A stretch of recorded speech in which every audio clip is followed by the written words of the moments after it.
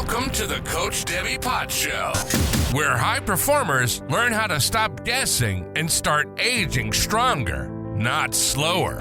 Your host is Coach Debbie Potts, functional diagnostic nutrition practitioner, metabolic health coach, and host of this show. Here, we dive into the why behind fatigue, stubborn weight, hormone chaos, gut issues, and declining performance. Using real data, functional lab testing, metabolism analysis, and simple daily habits that actually move the needle.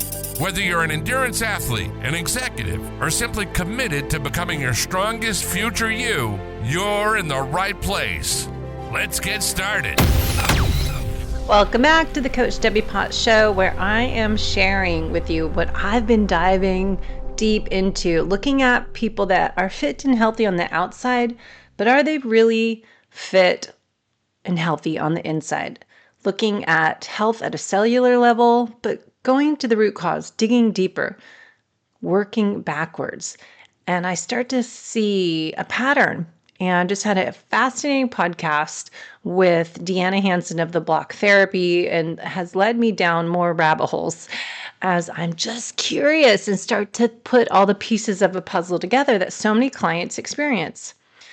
Today, we're talking about flow, the missing link between symptoms, labs, and just really working on long-term health, your future you blueprint. So if you've ever been told your labs look normal, but your body's clearly telling you a different story, this episode is for you, because today we are talking about flow and why nearly every chronic symptom I started diving deep into and thinking how this is connected. Stalled results, confusing lab patterns that trace back to blocked or impaired flow in the body. And this isn't about detox trends, pushing harder. It's definitely not about adding more supplements. This is about understanding how the body is designed to move things in and move things out, and why healing simply cannot happen without that movement. So just because you exercise daily, you are training consistently, you're training for events, races coming up, but do you have flow within your body? When I talk about flow, it's not about mindset or productivity, getting that workflow, that mind state. I'm talking about physiology. Flow is your body's ability to deliver oxygen, nutrients, and signals to your tissues.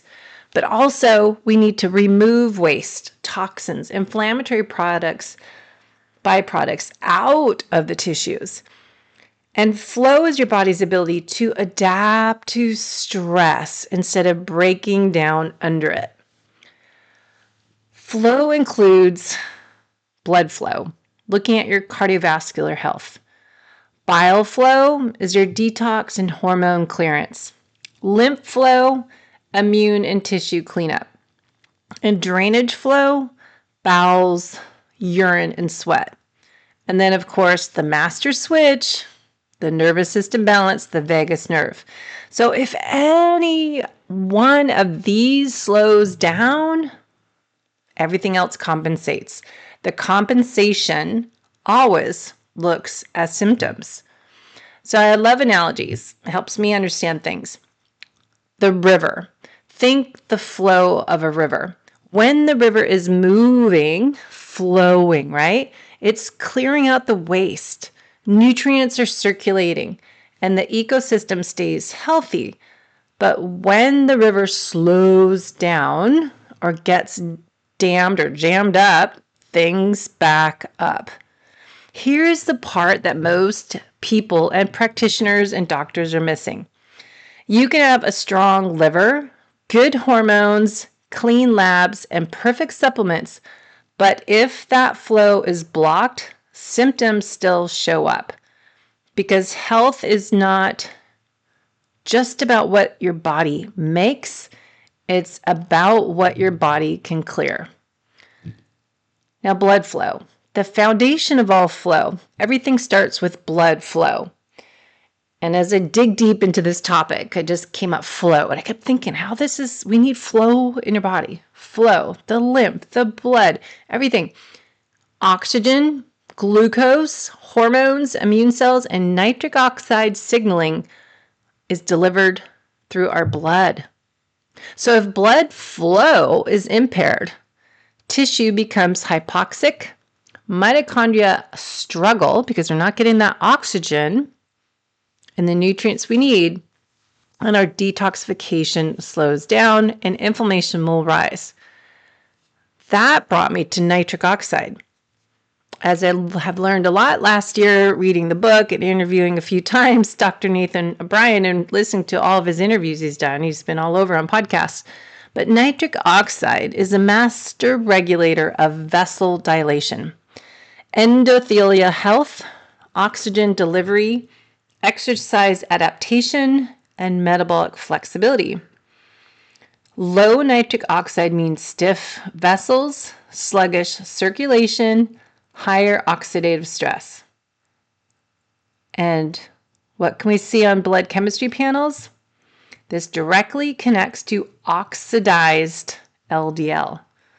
Low nitric oxide means stiff vessels, sluggish circulation, and higher oxidative stress, leading to oxidized LDL. So, oxidized LDL leads me down a rabbit hole of a flow problem, not a cholesterol problem. Oxidized LDL does not mean too much cholesterol. And I started to think of this because so many people I know are working with top doctors and their cholesterol is too high and they get put on statins and they're trying to push their cholesterol low as possible. Is that the correct solution or is it something else going on? Why is that cholesterol high? Why is that LDL an issue? It's really showing us that LDL particles are lingering too long in the system. Flow. Circulation is sluggish. Flow. Oxidative stress is high. Flow. Vessel walls are irritated. Issues with flow of the blood. So when blood does not move well, the LDL sits longer in the vessel walls. And what I'm learning about is when LDL sits, it oxidizes. And that's why fit endurance athletes, people that are eating low carb, watching their sugars and processed foods, people with normal cholesterol can still show elevated oxidized LDL. And this is a vascular flow issue, not related to what you're eating. Then I started to connect, how does insulin relate here? Insulin is a metabolic flow signal. Insulin resistance is often framed as a sugar problem, but clinically, it is often a delivery problem. Insulin rises when blood flow to muscle is impaired. Blood flow to muscle is impaired. So if we have poor flow, insulin rises. Oxygen delivery is poor, and mitochondria feel under stress. When glucose cannot enter cells efficiently, it's not because they're lazy, it's because circulation is compromised. Delivery problem. And this is why athletes that are overtrained, chronically stressed high performers, and middle-aged women under fueling and or under recovering. And this can show elevated insulin even with the perfect diet. Insulin resistance is often a flow issue before it is a food issue. Then I was asking about uric acid.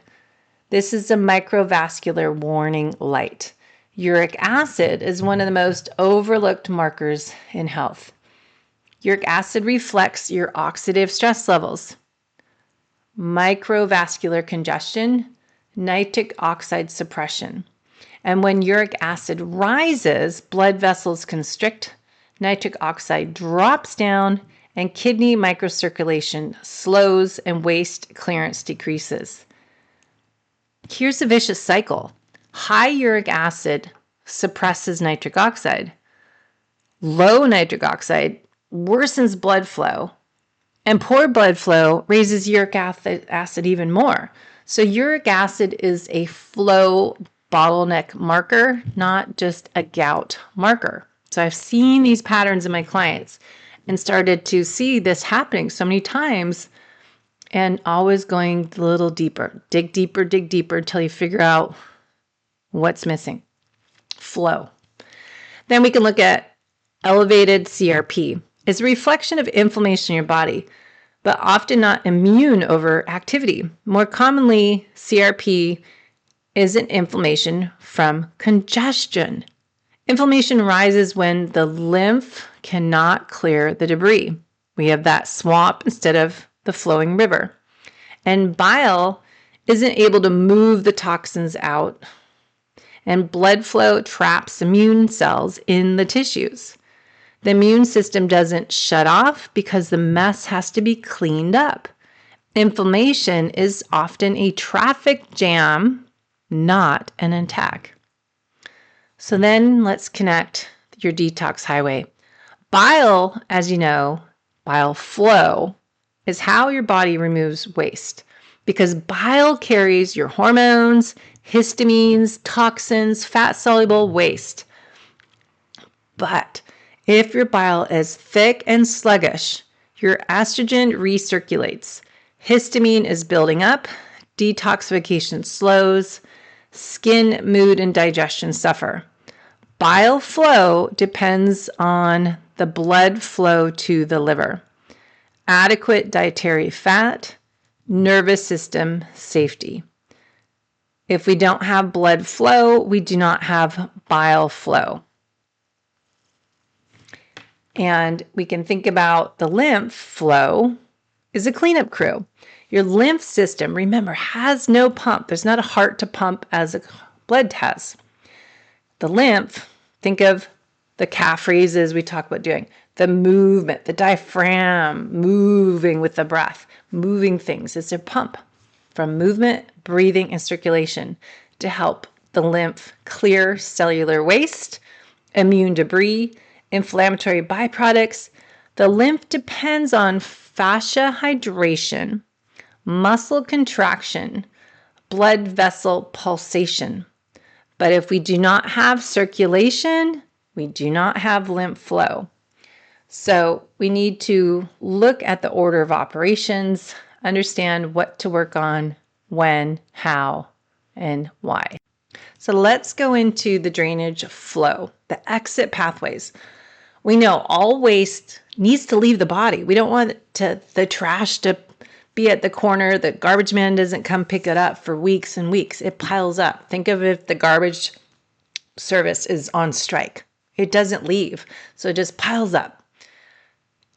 Going to drainage flow, it includes your liver to the bile out through the stool. The kidneys eliminate through the urine, and skin, sweating, lungs, carbon dioxide. That's what we call our drainage pathways, where the toxins exit. We need good drainage flow.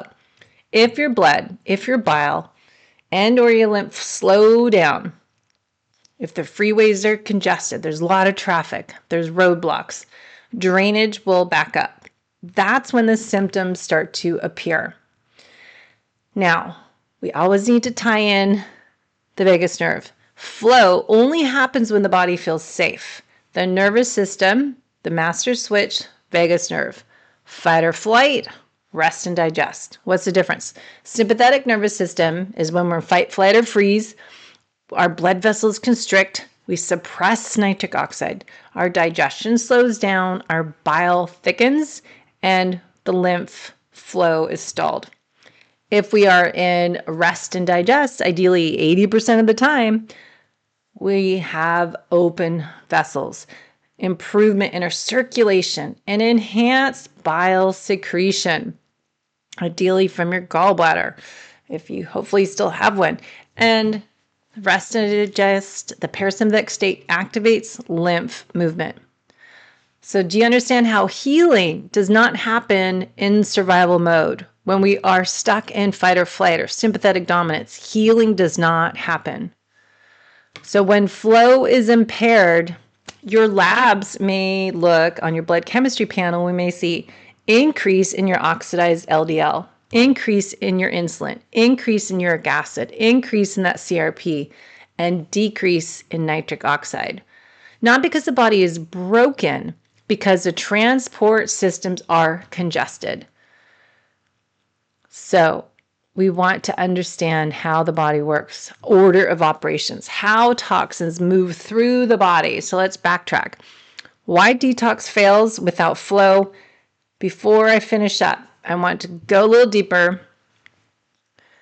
How waste leaves your body. We need to understand how toxins actually move through the body first, because detox is not a single step.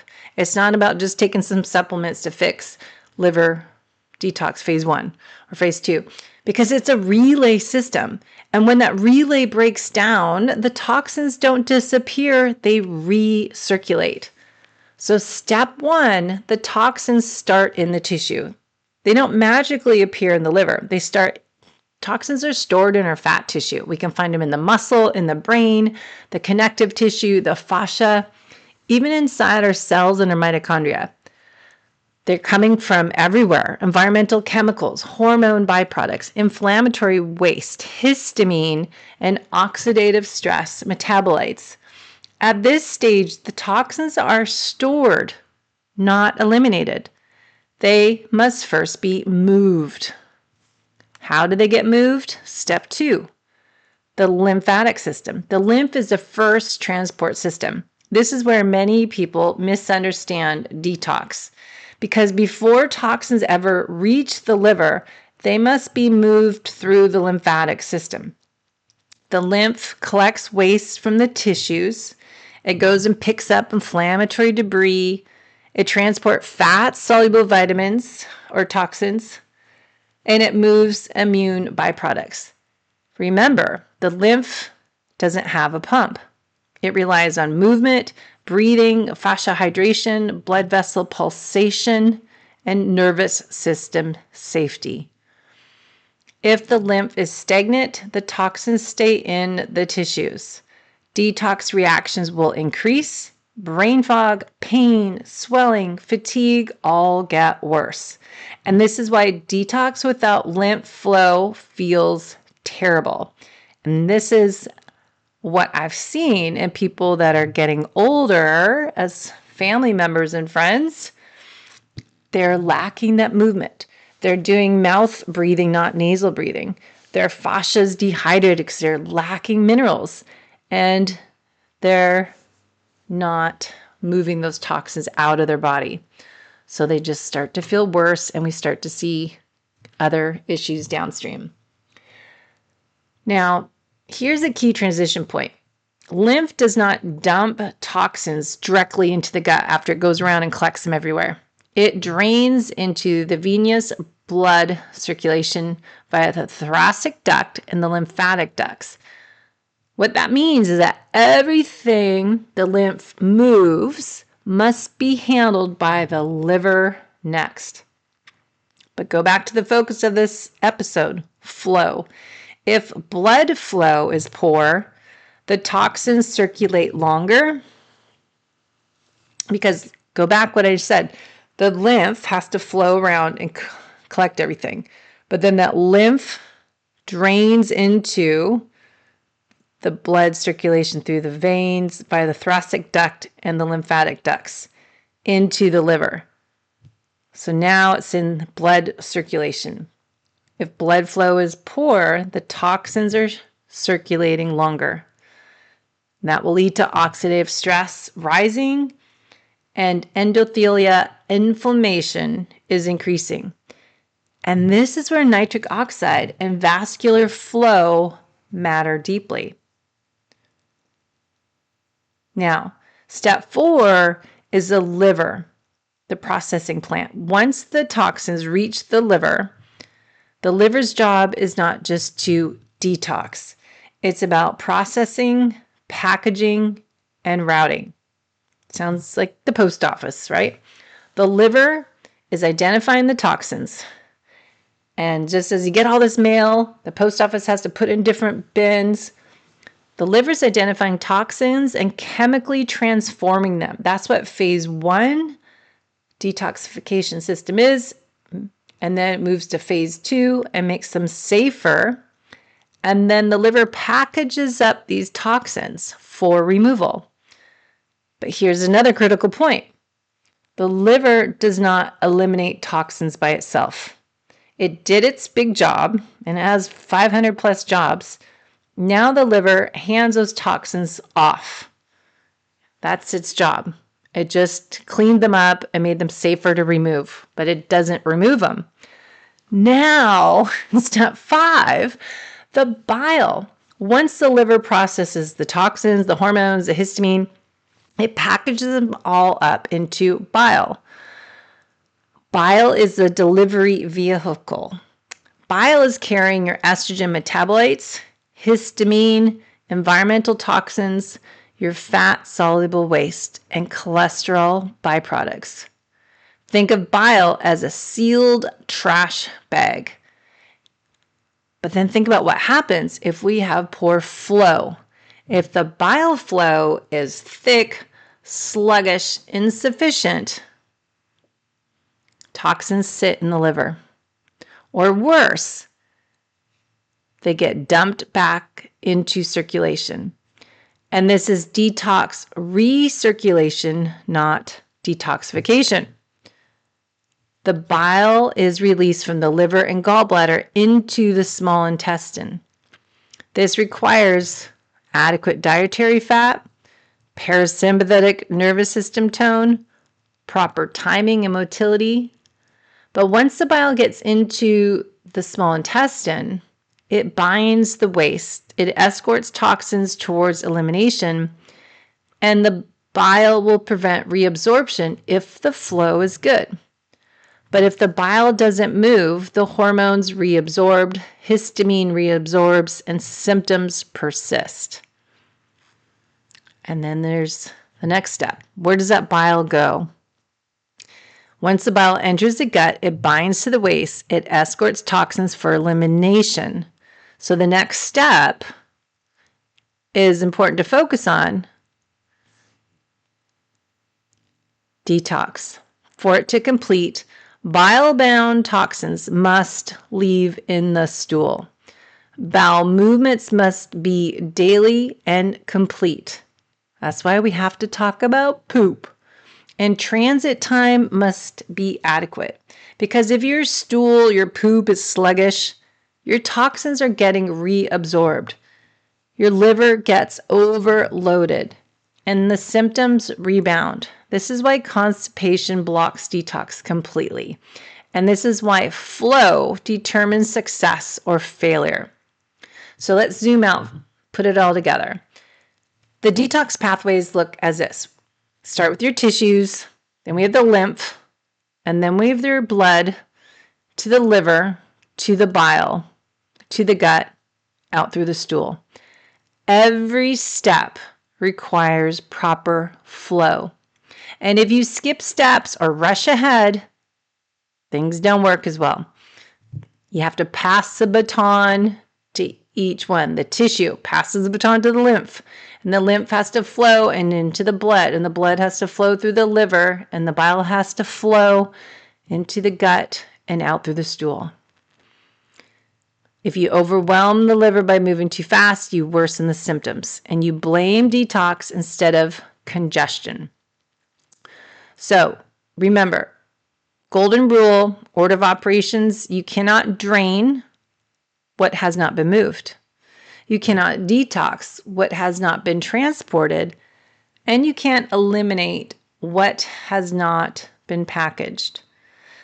So you must restore circulation, open the lymph flow, support liver processing, ensure bile flow, then focus on drainage. This is the foundation over force. And we can talk about what to do more so individually, depending on where you are on your journey.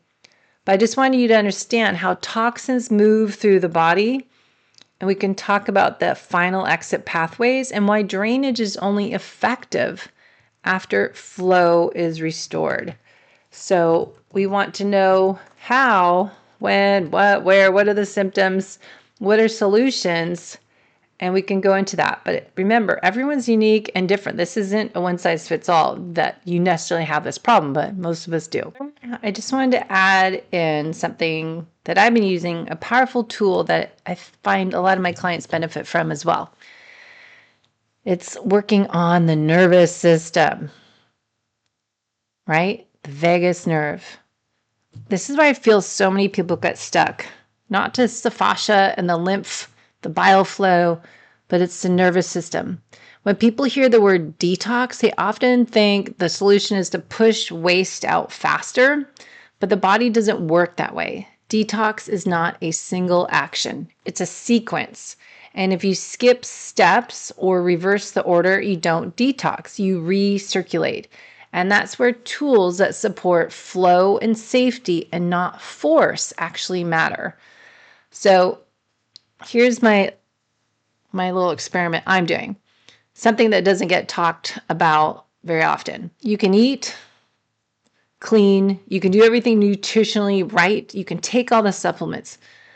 But what I keep trying to get out there, if your nervous system is stuck in fight or flight, flow shuts off. When your body doesn't feel safe, when the body perceives stress, your blood vessels constrict, your nitric oxide drops down, your circulation slows down, your bile thickens, and the lymph stalls. If detox stops, no matter how many protocols you stack, and this is why I personally use and recommend Pulsetto, a vagus nerve stimulator device that you put around your neck. It's a foundational nervous system tool, not a biohack. It's because the vagus nerve comes into every conversation we have because it shifts the body into that parasympathetic state.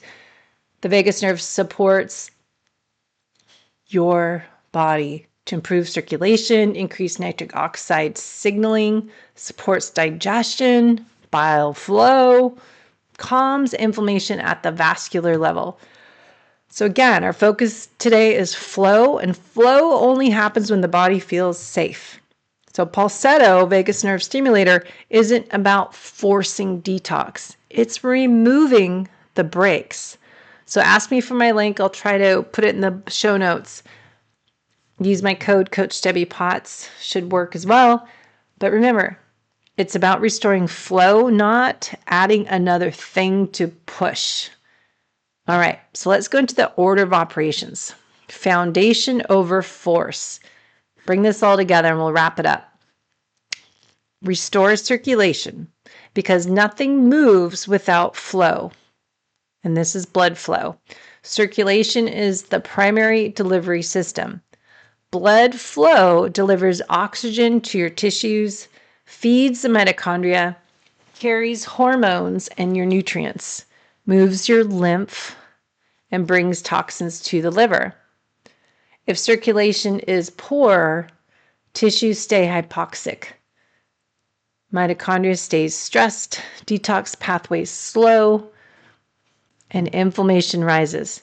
You cannot detox a tissue that is not being perfused. So if we don't have circulation, no transport, no healing. And this is where nitric oxide, vascular health, and nervous system tone matter deeply. So then we want to work on opening the lymph flow because as we went over, the toxins start in the tissues, not the liver. So before the toxins even reach the liver, they must exit the cells, move through connective tissue, enter the lymphatic system. Lymph is the first cleanup crew. Lymph flow is sluggish. You'll see the waste stays trapped into the tissues. Detox reactions increase, brain fog, pain, swelling worsen. And this is why people feel worse when they detox without lymph support. You cannot eliminate it if it hasn't been moved. So remember, if lymph flow is sluggish, that waste is staying trapped in the tissues. That's where we see more detox reactions, and that's where we can connect the dots with more brain fog, swelling, feeling inflamed. You can't eliminate what has not been moved. You need that lymph support. And when we talk about the liver, it gets the toxins delivered to there from the lymph. Once the toxins reach the liver via the blood, then the liver modifies them into phase 1, neutralizes them into phase 2, and makes the toxins safer to remove. The liver processes toxins, but remember, we went over, it does not eliminate them. And if the liver has too much going on, it's overwhelmed, it's like you're out of town for a month and you haven't done laundry. And the washing machine and dryer, you have backup, loads of laundry to do. So it's similar to that your toxins start to back up, your oxidative stress rises, symptoms flare, and supporting the liver before drainage prevents overload. So we need to understand the role of bile in this next step, how bile is made and how the toxins actually leave the body. Just to go a little deeper dive, bile is produced inside the liver cells, but it's stored in the gallbladder. Bile is produced inside the liver cells called the hepatocytes. Bile is made from cholesterol. Cholesterol is not evil. From amino acids. Why we need those essential amino acids? For bile, we need taurine and glycine, phosphatidylcholine, water, and electrolytes. This process is energy dependent, meaning that the liver needs oxygen, needs blood flow, and parasympathetic nervous system tone. Once the toxins are processed, the liver packages them up into bile. And then the bile carries histamine, toxins, the mold toxins, fat-soluble waste, hormone metabolites. We can think of bile as that sealed trash bag. Remember, the packaging doesn't equal elimination. We just have that trash piled up. Now we need to make sure someone takes that trash away from the curb and takes it out.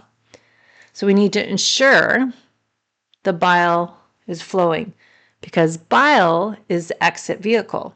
Once the bile is made, it must flow through the bile ducts and then it's released into the small intestine, and that requires adequate dietary fat. Feeling safe, proper timing, and motility. And once bile enters the gut, it then binds toxins and collects waste, prevents reabsorption. But if the bile is sluggish or the gut is inflamed, those toxins detach. They reabsorb into circulation and return to the liver. And this is enterohepatic recirculation and why the symptoms persist. You can support the liver all day long, but without bile flow, nothing's exiting. Remember, bile is a sealed trash bag, but it still has to leave the house. The final step, not the first, is focusing on the drainage. We often start with drainage first, that you're pooping every day, at least once. You have adequate transit time. We need proper drainage to prevent reabsorption. If stool isn't moving, the toxins re-enter circulation and the liver gets overloaded again, and then the symptoms rebound. This is why constipation blocks detox completely. And drainage only works when everything upstream flows. So going back to the word of the day, flow. But it's flow versus forcing. So the big idea, thinking about creating the right order of operations, the right foundations, we need to start first, because forcing things as aggressive detox, adding in more supplements, more restriction, pushing through the reactions, it doesn't work. We need to build that foundation, is opening up the pathways, restoring movement, and supporting the systems in sequence and letting the body do what it is designed to do. You do not force the river to move. You remove the dam. Get rid of the swamp by removing the dam to create flow. And this is why I've learned not to chase symptoms. I've learned from my clients in observing, listening, seeing patterns. We don't detox harder. We don't restrict more foods. I don't try to stack supplements endlessly. But I want you to restore circulation, support nitric oxide, improve your bile and lymph flow, and create that feeling of safety to help your nervous system. When the flow returns, sometimes the labs will correct themselves. So the takeaway today is about flow and how your body can heal itself with this innate intelligence in the correct order of operations. The baton needs to be passed in order. When the blood, the bile, the lymph, the drainage move freely, all your systems work together and the symptoms calm down. The energy returns, your hormones regulate, detox becomes almost effortlessly. And this is why everything in my work starts now with foundations. So detox only works when you restore circulation, open the lymph flow, support liver processing, ensure the bile flow is working. Then focus on drainage. Everything else is forced. If anything else is forced, we're not healing. The foundation first. Create flow. So we stop chasing symptoms. So if you have any questions, let me know. I know this is a deep rabbit hole, but I just started to dive into this after talking to Deanna Hansen about fascia and flow, and then started listening. That's why I love podcasting, because I talk to all these amazing people and then working with clients, and I start to see, wait a minute, what about nitric oxide? What about the glycocalyx layer? What about the vagus nerve? All this works together. Fascia, the lymph. So what if we're just treating the end result and not starting the correct order of operations? Don't just start taking liver detox supplements and figure out what you need to do first. So let me know if you have questions. Work with a skilled practitioner that looks deeper, looks at the whole picture, and looks at your data. I want to look at your nutritional therapy assessment, your 5-day food and mood log. What are you doing now? What has worked? What hasn't worked? What are some big events from birth to today that has piled up in your body to make you feel unsafe? It's not just something the last few months. It could be years, and it's just been building up. And that's what happened to me and why I'm so curious about all this. And the tie-in genetics. I need more choline to help my bile. I need more glutathione to help my liver detox pathways. I need more omega-3 fatty acids from fish.